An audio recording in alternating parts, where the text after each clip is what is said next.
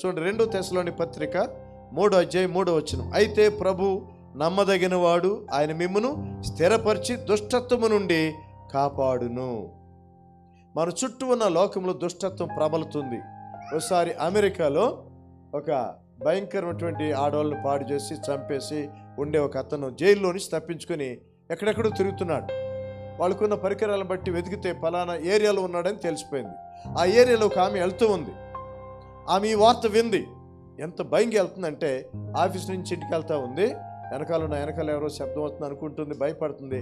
కానీ లోపల మాత్రం దేవుని భయం ఉంది కాబట్టి భక్తితో దేవుని స్తుతిస్తుంది. దేవా, నాకేది సంభవించినా నీకు తెలియకుండా జరగదు, నన్ను కాపాడేవాడని ప్రార్థన చేసుకుంటుంది. అతను ఆమె వెనకాలే వెళ్తున్నాడు కానీ ఆమెను ముట్టలేకపోతున్నాడు.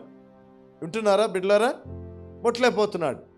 తర్వాత ఈ పోలీసు వాళ్ళు వచ్చారు, హెలికాప్టర్లో వచ్చారు, దిగి పట్టుకున్నాక ప్రశ్న వేస్తున్నారంట.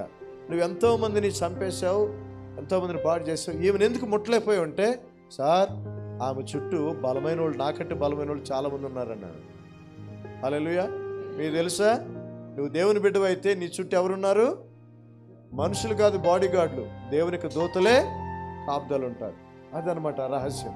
కాబట్టి మనం దేవుణ్ణి విశ్వసించిన వాళ్ళమైతే మన గురించి ప్రతి క్షణం ఆలోచించే దేవుడు ప్రతి దుష్టత్వం నుండి కాపాడటానికి ఆయన చేయి చాపుతాడు, ఆయన దూతల్ని ఆజ్ఞాపిస్తాడు.